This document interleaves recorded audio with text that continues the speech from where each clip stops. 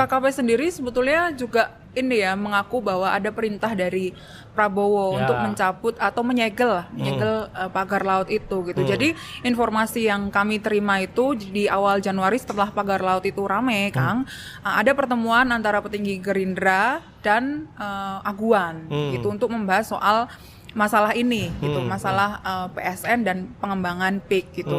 Lalu dari diskusi yang ada dari hasil-hasil informasi yang kami kumpulkan dari diskusi di internal pemerintah itu ada permintaan supaya masalah yang ada di PIK, pengembangan PIK ini itu dilepaskan dari PSN gitu supaya tidak menyenggol-nyenggol PSN gitu. Maka disegellah kemudian si pagar laut itu gitu kan. Nah, kalau kita lihat di penelusuran kita di Bumi ATR itu di aplikasi Bumi ATR ternyata pagar laut itu di wilayah pagar laut yang sepanjang 30 km itu sudah ada HGB-nya, Kang. Oh, oke. Ya, jadi terutama di daerah Kohot, desa Kohot gitu loh. Jadi kan kita ngecek ya di aplikasi Bumi ya.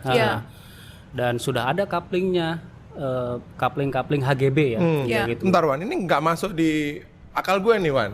Gimana satu daerah pesisir katakanlah masih laut gitu ya, ada HGB-nya gitu loh.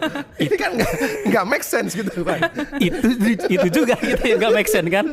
Bentuknya kotak-kotak gitu ya. Kotak-kotak. Itu di aplikasinya Di aplikasi Agraria Tata Ruang ya. Betul, Benar. ya. ATR, Pertanahan nasional ya. Betul, Oke. betul.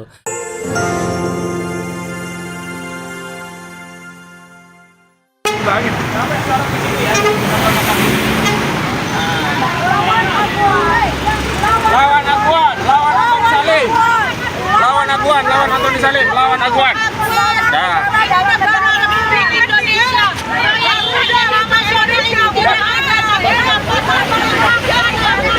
Sebentar. Suratnya tidak di sini ternyata, di gedung belakang kami udah jalan kaki.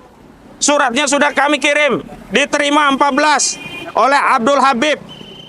Jadi ini kaitannya dengan surat yang sudah kami kirim kepada Sakti Wahyu Trenggono. Jadi hari ini kita kompres di depan kementerian karena surat kita di kementerian punya Wahyu Sakti Trenggono. Kecuali kita mancing lah kompresnya di Ancol begitu ya. Baik, langsung saja. Bismillahirrahmanirrahim. Yang pertama kami ingin sampaikan kepada seluruh rakyat Indonesia bahwa kami sudah ada di Kementerian Kelautan dan Perikanan yang dipimpin oleh Bapak Insinyur Sakti Wahyu Trenggono. Hari ini sedianya kami bersama emak-emak dari Aliansi Rakyat Menggugat dan semestinya juga ada dari Forum Purnawirawan Pejuang Indonesia, tapi berhalangan karena ada uzur, ada sebagian yang masih di perjalanan. Intinya kami ingin mengajukan audiensi dengan kementerian terkait informasi penting dan berharga untuk menjalankan tugas, fungsi, dan kewenangan Kementerian KKP. Yakni apa? Untuk kasih tahu siapa yang magar laut di Laut Banten Utara atau Tangerang Utara. Ya, karena selama ini kementerian mengaku tidak tahu, hanya melakukan segel. Yang menurut kami, menurut rakyat, segel itu tidak cukup. Kalau cuma ngasih spanduk di pagar laut punya PIK 2, jangankan Kementerian KKP, tukang sablon pun bisa. Tinggal cetak pasang. Tapi yang kita harapkan adalah segera membuka akses karena itu mengganggu nelayan. Iya, betul. Ya, mengganggu nelayan. Harusnya bukan hanya disegel, segera dicabut. Dan orang yang bikin itu segera ditangkap, diproses. Karena itu Kementerian KKP bisa berkoordinasi dengan kementerian lainnya dan juga aparat penegak hukum. Nah, kalau mau tahu, saya kasih tahu, semestinya ini dalam audiensi yang ramah. Tetapi kami di depan kementerian diperlakukan tidak ramah. Hanya mengambil latar kementerian saja dipersoalkan. Tapi kami ngotot, karena ini hak konstitusi, hak rakyat. Kalau kami kompresnya tentang tadi mancing ikan bisa latarnya Ancol. Lah ini kami kompresnya tentang surat audiensi yang kami kirim ke Kementerian ya Kelautan dan Perikanan ya.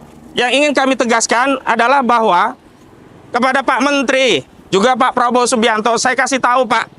Jadi orang yang membuat pagar itu bukan nelayan. Mana ada nelayan membuat pagar yang menyusahkan hidup mereka. Nelayan nggak mungkin bisa bikin pagar sampai 30 km. Panjangnya 30 km itu dari mana duitnya? Harus sewa eskavator. Yang per jam udah tahu harganya berapa. Nggak mungkin. Nah, saya kasih tahu, proyek itu dikerjakan oleh Mandor Mehmet. Itu atas permintaan Gojali alias Engcung. Dan ini disupervisi oleh Ali Hanafiah Lijaya. Nah, Ali Hanafiah Lijaya ini adalah orang kepercayaannya Aguan. Apa tujuannya? Untuk mensterilisasi laut yang di dalamnya, ingat, sudah ada alas hak yang ini hasil kong kali kong antara kelurahan, ya, pihak desa, ya, kepala desa harus diperiksa semua, dan BPN dan Pemda. Jadi kita minta Presiden Prabowo Subianto untuk membuat tim audit yang memeriksa seluruh kepala desa di Kabupaten Tangerang yang punya wilayah pantai dan laut. Jadi mereka ini yang bisa, yang memberikan izin mereka, kenapa mereka mendiamkan? Jadi ada alas-alas hak di pantai dan laut kita seolah-olah sudah korban abrasi dan kemudian mau direklamasi. Jadi ini untuk kebutuhan PIK 2. Tony, orang yang PIK 2, emang ini bukan PIK 2 yang bangun tapi orang lain. Tapi kepentingan bangun pagar laut ini untuk kepentingan industri propertinya Pantai Indah Kapuk 2. Jadi yang menikmati juga tetap PIK 2. Jadi ini pagar laut kita beri nama saja pagar laut PIK 2 karena memang untuk kepentingan PIK 2. Jadi jangan Tony ini ya berdalihnya seperti Aguan, sama seperti Aguan. Wawancara Tempo katanya di bawah banyak mafia. Kami tidak tahu. Iya, banyak mafia tanah, tapi ujungnya tanah itu kan dipakai oleh apa? Agung Sedayu.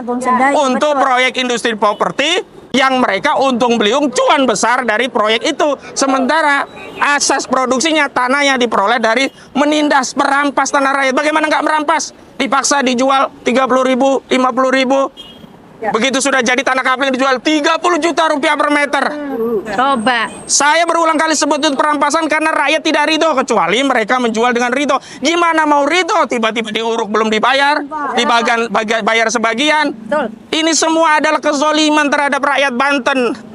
Ya, jadi jangan berdalih lagi. Dan mohon maaf, ya DKP, Departemen Kelautan, Dinas Kelautan dan Perikanan Banten itu sudah dilapori masyarakat sejak lama. Sejak pagar itu baru 7 km.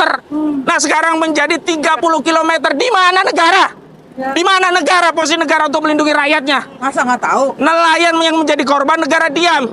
Mohon maaf, ini saja kalau nggak viral, masyarakat nggak protes, boleh jadi negara masih diam. Jadi saya minta Kementerian apa ini? Kantor Pusat Kementerian Kelautan dan Perikanan yang dipimpin oleh Pak Wahyu Trenggono benar-benar sakti, jangan kehilangan kesaktiannya ketika menghadapi Aguan. Jangan hanya nama doang. Jangan hanya nama saja yang sakti tapi tidak punya kesaktian.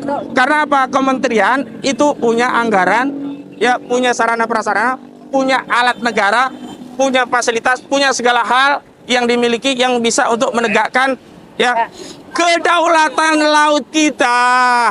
Untuk apa kita capek-capek membela kedaulatan laut kita di Pulau Natuna, di perairan Natuna Utara, sementara di bibir pantai kita dekat Jakarta kita serahkan kepada Aguan.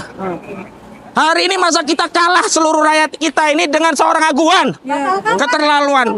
Dan mohon Pak Prabowo, kasihanilah rakyat, jangan sampai rakyat ini kehilangan harapan. Jangan sampai rakyat menderita. Jadi gelandangan. Rakyat ini butuh pemimpin. Hari ini rakyat merasa menjadi yatim piatu, Pak Prabowo. Punya presiden seperti tidak punya presiden. Punya presiden kok yang rasanya jadi presiden malah saudara Joko Widodo. Luar biasa Pak Prabowo. Muara sono, Teluk Naga. Oh, jadi pengedaman ini yang nyurah Agung Sedayu ini. Oh, jadi ini Pulau Cangkir mau didam nih. Enggak, maksudnya buat enggak didam pakai batu enggak. Ya, maksudnya dipakai itu gitu. Iya. Baru-baru ini beredar, Wak, sebuah unggahan video yang bernarasikan sejumlah pekerja itu tengah sibuk mempersiapkan ribuan bambu yang rencananya akan dilakukan pengedaman laut yang berlokasi di Pulau Cangkir, Banten. Dalam video tersebut terlihat aktivitas sejumlah pekerja yang sibuk menyortir ribuan bambu yang tergeletak di tanah. Di mana saat ditanyai oleh warga, pekerja ini mengatakan pekerjaan pengedaman laut ini atas perintah dari perusahaan Agung Sedayu Group. Para pekerja ini pun tidak mengetahui pasti untuk apa pengedaman laut di Pulau Cangkir ini. Mereka hanya disuruh bekerja, sedangkan untuk segala urusan seperti perizinan dan lain sebagainya, mereka tidak tahu, yang semua diduga sudah atas perintah dari perusahaan Agung Sedayu Group. Sebagai informasi tambahan nih, Wak, Pulau Cangkir yang berada di Banten ini merupakan salah satu pulau yang yang menjadi objek wisata religi. Selain itu, pulau ini juga menjadi tempat beragam jenis ikan yang diolah dan disantap langsung oleh pengunjung sambil menikmati keindahan alam yang cukup mempesona di sana. Namun apakah semua hal itu akan hilang jika semua sudah ada campur tangan pihak oligarki di sana? Apalagi ini sudah berani mengedam alias memagari laut di Pulau Cangkir yang kepentingannya juga untuk apa? Apakah pulau ini sudah menjadi milik perusahaan? Lalu siapa yang menjualnya? Dan ini yang menjadi pertanyaan besar kita, Wak. Sudah separah itukah negara kita memberikan izin reklamasi ke pihak perusahaan tanpa memikirkan dampaknya di kemudian hari? Nah, gimana nih pendapat kalian nih, Wak? Silakan ya tulis komentar di bawah ya.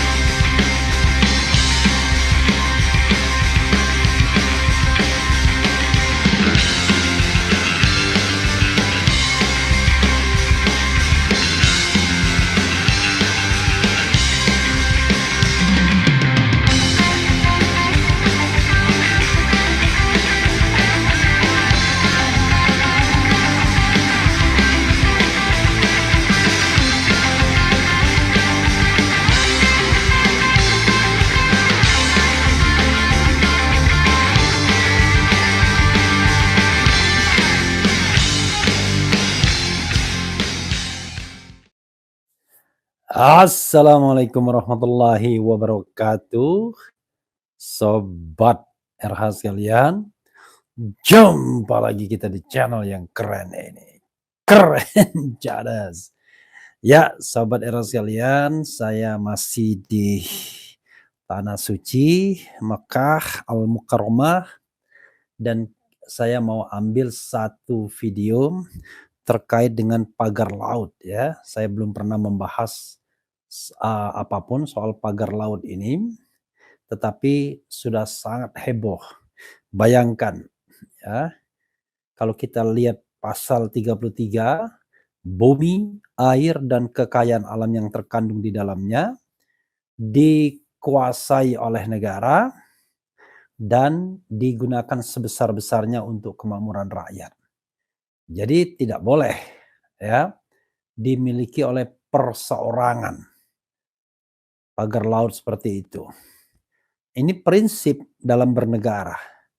Jadi kalau kita misalnya kaitkan dengan kemakmuran, kemajuan, maka kemerdekaan itu adalah untuk memajukan kesejahteraan umum.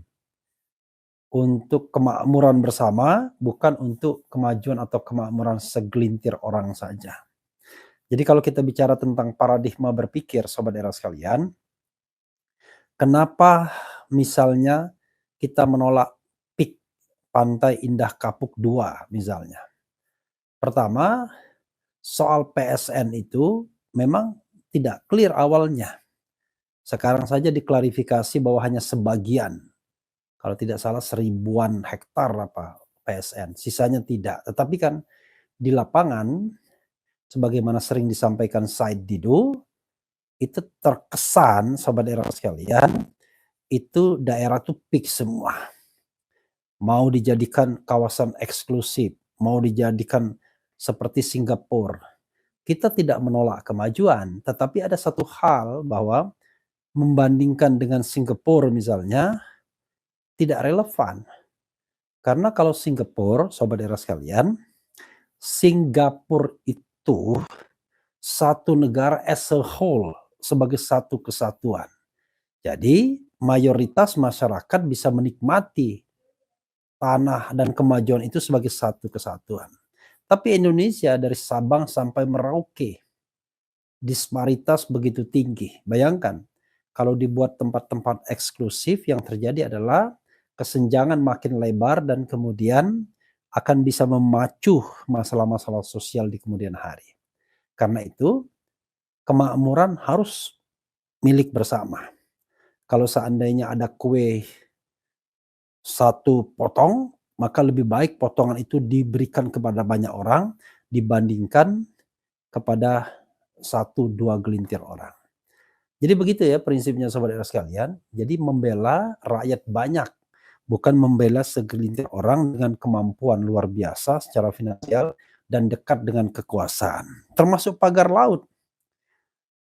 Rasionalitas kita, coba buat apa laut dipagari? Maka tidak lain, bisnis. Apa? Reklamasi.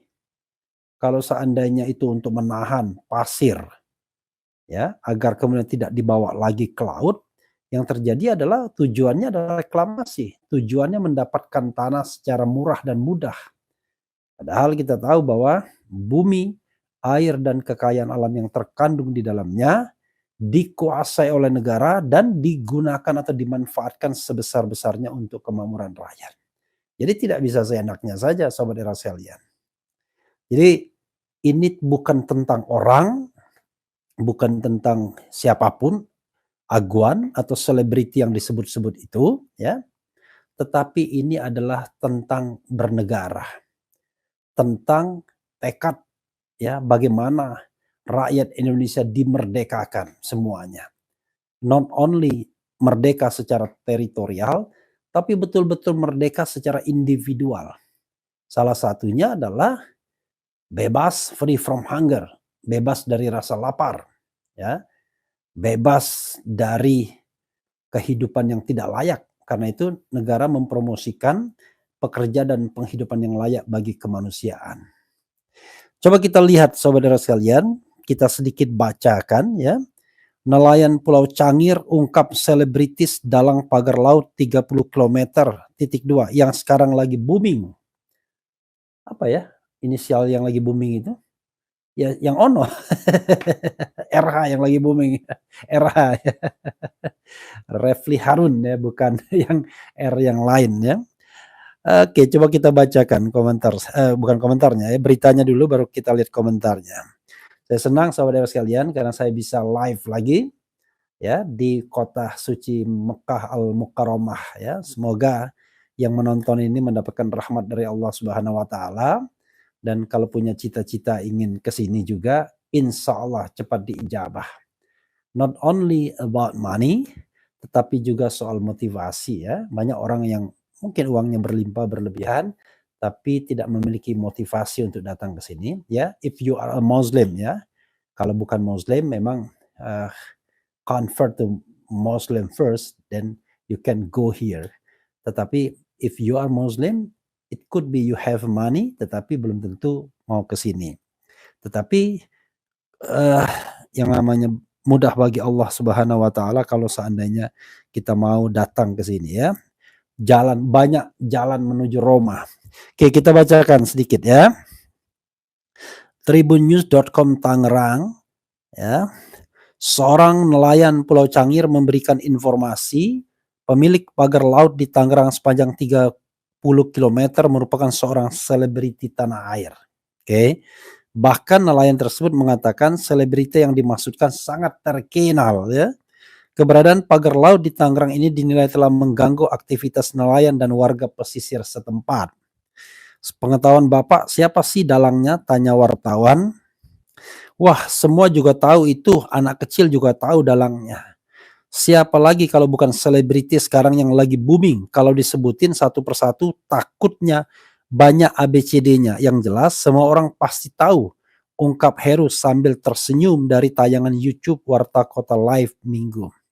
And then the question is, siapa selebriti yang terkenal booming? Dan pasti yang berbisnis dong ya. Kalau nggak berbisnis kan nggak mungkin dia pagar-pagari laut tersebut. Heru mengatakan telah mengetahui pemasangan pagar laut cukup lama. Heru shock saat mengetahui ada pemasangan pagar bambu di laut, namun tidak pernah ada pemberitahuan dari pemerintah daerah. Kalau memang buat budidaya di laut itu ada spek masing-masing.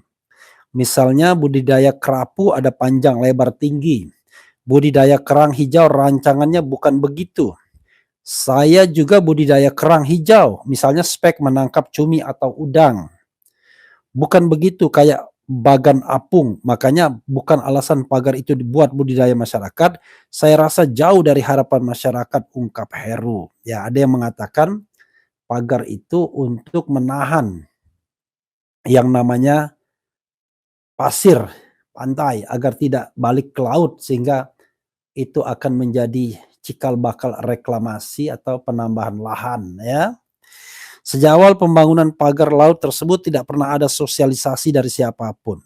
And the question is, kalau seandainya ini tidak dilakukan oleh pemerintah tetapi dilakukan oleh seorang selebriti, wah luar biasa.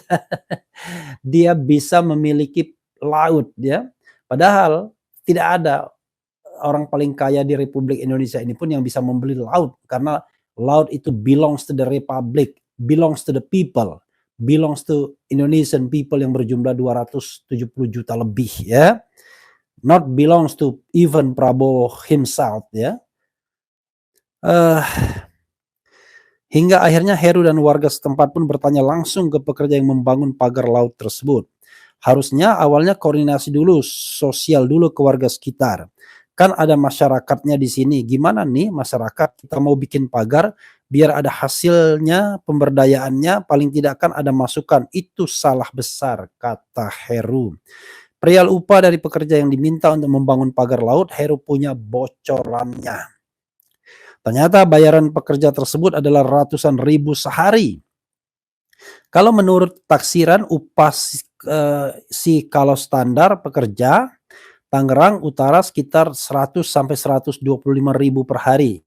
Saya dengar juga ada yang borongan, ada yang upah harian, paling tidak dia kejar target, ujar Heru ya.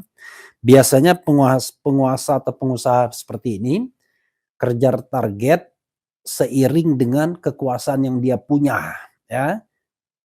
Jadi dia takut tuh kalau kekuasaan berganti kemudian not in favor terhadap bisnisnya, makanya dikejar sedapat mungkin. Itulah di Indonesia kalau yang namanya pengusaha itu berbisnis karena dekat dengan penguasa, not because of his professionalism but because ya he is inside ya the positions of to the government ya, of the government.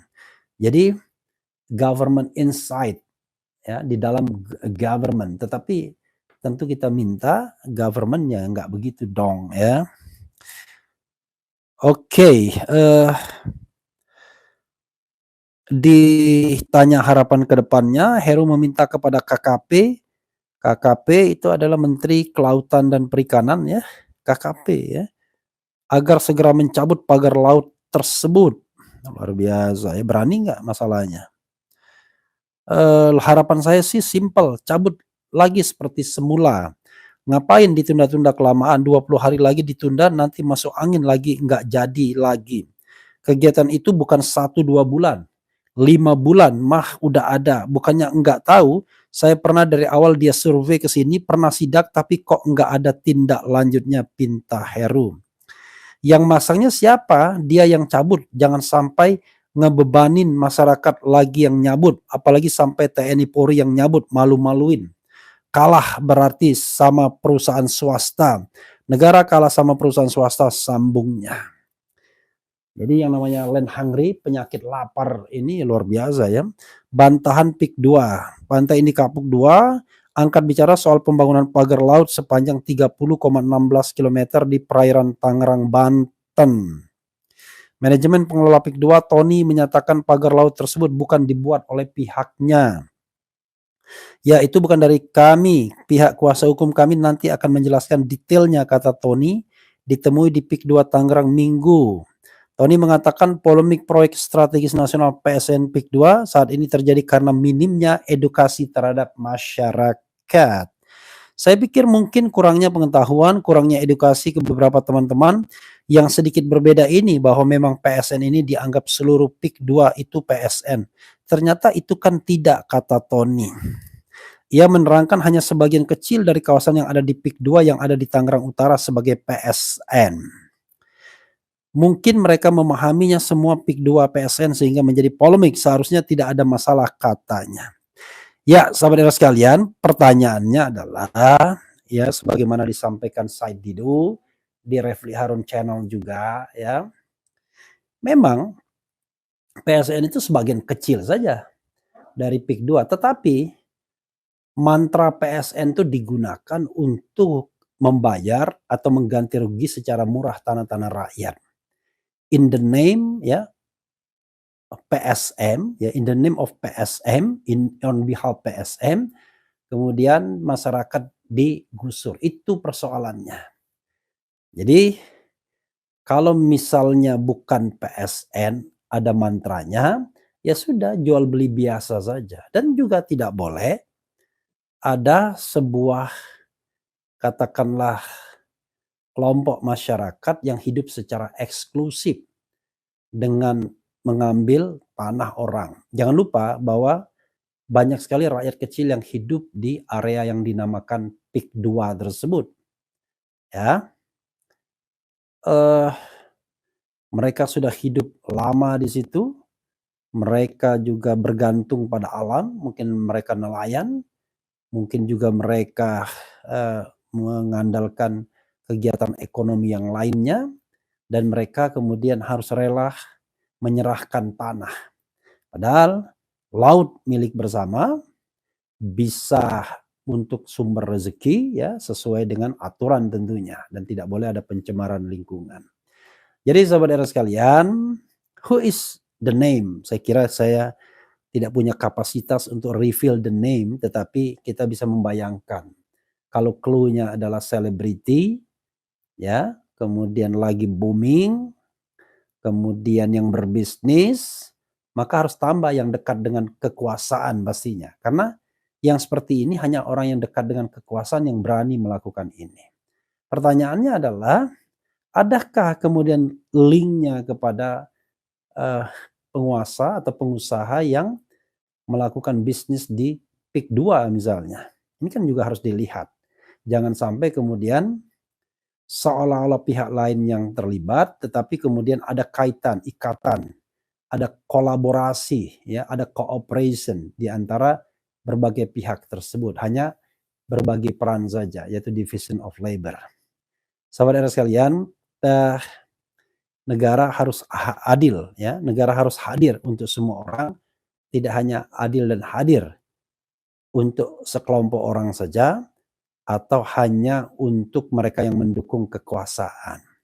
Karena misalnya Prabowo Subianto sebagai presiden itu disumpah untuk menjadi presiden Republik Indonesia. Bukan presiden para konglomerat, bukan presiden para cukong, bukan presiden para selebriti atau presiden pendukung saja. Ya. Kalaupun ada orang yang memilih di luar pemerintahan bersikap kritis, itu adalah constitutional right, hak konstitusional ya. Jadi kita harus paham bahwa Indonesia ini dibangun atas dasar konstitusi, dan konstitusi itu konstitusi yang menolerir perbedaan pendapat, perbedaan sikap politik, tetapi once Anda diangkat sebagai pemimpin, maka adalah Anda president for all people, not for a certain group in society ya. Begitu Sobat RH sekalian. Coba kita bacakan komentar Sobat RH. Terima kasih atas yang atas partisipasinya ya, yang sedang menonton channel ini. Saya live from Mekah Al-Mukarramah sekali lagi. And then today is jam 9.31 ya. Di Indonesia ini siang hari pastinya ya, ditambah 4 jam, 5 jam mungkin. Ditambah 5 jam, kalau perbedaannya barangkali 4-5 jam, maka ya 4 jam lah, 4 jam. Sekarang di sana mungkin pukul 1:30 ya. Dan terima kasih apresiasi dan aspirasinya ya. Terima kasih karena banyak yang lagi menonton tayangan ini ya. Oke, coba kita bacakan komentar Sobat RH sekalian ya. Oke, coba kita bacakan. PIK 2 itu adalah bentuk keserakahan pejabat di negeri ini. Pejabat serakah hanya akan membuat rakyat Indonesia sengsara. Tolak dan adili para pejabat serakah di negeri ini. Kemudian mau tak buat tempat wisata itu. Warga Tanjung Priok siap mengulang tragedi 98. Jangan begitulah. Kalau kita bisa selesaikan dengan cara baik-baik ya, tanpa harus menumpah darah, itu jauh lebih baik ya. segala urusan itu bisa dibicarakan, apalagi kalau penguasanya itu bertindak sebagai bapak bagi seluruh rakyat, bukan bapak bagi orang tertentu saja ya. Seleb terkaya di Indonesia adalah Refli, Refli Ahmad. Ada nggak ya selebriti yang namanya Refli Ahmad ya? Adanya Refli Harun, ini ngarang ya. Kalau background mah yang kaya di pihak Gigi, keluarga mamahnya jenderal. Oke. Kemudian minggir pemuja Mulyono, dalangnya yaitu itu juga aguan dengan Jokowi sebagai antek kapitalismenya ya. Ala Hanafia Lijaya, oke, antek artisnya oke ya. Jangan lupakan kasus Mulyono dengan laporan yang sudah bejibun. Tangkap artis itu. Begini sobat era sekalian, kita harus paham ya. Bisa juga kita lihat ya, apakah ada pelanggaran yang bisa dipidanakan, misalnya merusak undang-undang cagar, merusak laut dan lain sebagainya, pelanggaran undang-undang lingkungan dan lain sebagainya. Tapi I'm not the expert on that issue ya, soal environmental law. Jadi coba dicek di undang-undang lingkungan hidup ya, Menteri Kehutanan KLH harusnya bicara soal pagar laut ini. Semenjak Mulyono jadi presiden selama 10 tahun, negara jadi carut marut, banyak rakyat yang jadi korban, terutama rakyat kecil. More or less ya, barangkali juga, tapi kita harus lihat objektif. Apakah secara performance Mulyono memang paling buruk dibandingkan presiden sebelumnya atau bagaimana? Kalau ilegal dan melanggar hukum, harusnya pemerintah wajib bongkar. Masa gitu aja nggak ngerti sih pihak pemerintah? Kalau nggak dibongkar ya berarti pemerintahnya juga kong kali kong dong. Nah ini this is the question ya. Kok ini hanya menjadi perdebatan publik saja? Kalau saya mengatakan tidak ada legitimasinya pihak swasta bisa memagari laut. Kecuali itu adalah pemerintah yang melakukan. Tetapi kita tidak tahu. Nanti jangan-jangan dibuat lagi kepresnya baru ya, menyusul protes dari masyarakat. Karena mereka-mereka yang penguasa dan pengusaha ya, yang istilah almarhum Rizal Ramli dia sebut sebagai peng-peng, itu merasa bahwa mereka tidak mungkin juga akan dipersoalkan karena mereka berkuasa ya. We can buy everything, tetapi saya mengatakan tidaklah. Rakyat Indonesia tidak takut semua, tidak bodoh semua ya. Banyak yang berani ya, seperti Mr. Said Didu ya. Ada Marwan Batubara di situ, ada Hosinuddin di situ. Jadi banyak rakyat masih bersuara.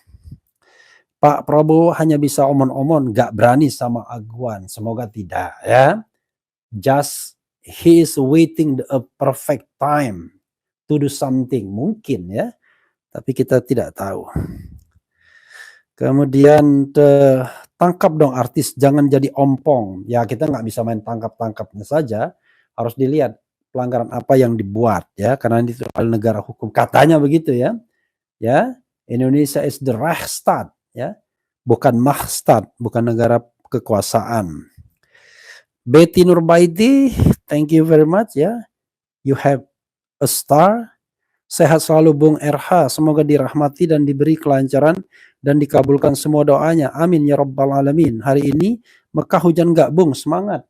Alhamdulillah sejak datang dari 2 hari yang lalu Mekah Al-Mukarramah tidak hujan. Cuacanya enak ya, 21-22 derajat Celcius in between. Dan sudah lumayan ya, karena saya terbiasa dengan cuaca di atas 25 derajat walaupun pakai AC. Bang Refli Harun, jangan liput cuma di Jawa, liput di luar Jawa. Oligarki merebut tanah jutaan hektar perkebunan. Iya, saya tidak meliput sesungguhnya. Saya rely on dengan perkembangan yang ada, baik dari teman, dari berita dan lain sebagainya. Jadi kalau memang ada kasus-kasus seperti itu ya, marilah kita bahas bersama-sama ya. Kemudian siapapun, apapun, bagaimanapun gak ada perubahan buat seluruh rakyat kecil. Yang ada kita baper konten gajian terus. Wah kakak, mudah-mudahan tidak ya. Jangan berputus asa dari rahmat Allah, begitu ya. Jadi kita melakukan kegiatan ini tentu ada konsekuensinya. Ya, ada konsekuensi ekonominya, ada konsekuensi politiknya, ada konsekuensi hukumnya. Siapa bilang enak semua? Enggak juga. Tapi kan kita syukuri saja apa yang diperoleh itu ya, karena semuanya kehendak Allah Subhanahu wa taala. Tapi kita harus tetap berjuang ya. Tindakannya tidak ada, nanti setelah beritanya tenggelam proses itu bakal dilanjutkan. Mudah-mudahan tidak ya, dengan pengawalan. Saya kira keberanian orang seperti Said Didu ya dalam mengawal isu PIK 2 misalnya patut diapresiasi, dan banyak orang yang kemudian juga melanjutkan keberanian Said Didu tersebut ya untuk mempermasalahkan hal-hal yang terkait dengan kemungkinan pelanggaran hukum atau ketidakadilan bagi sebagian besar rakyat Indonesia. Sobat sekalian, itu saja yang ingin saya share ya. Dan sekarang kita mau pergi suatu tempat. We are going to a place karena ada satu kegiatan, dan mudah-mudahan semuanya berjalan lancar ya. Doa terbaik bagi kawan-kawan semua yang menonton channel ini. Mudah-mudahan kita selalu diberikan rahmat oleh Allah Subhanahu wa taala, dan kemudian stay di perjuangan yang garis lurus. About a political party, itu tunggu tanggal mainnya ya.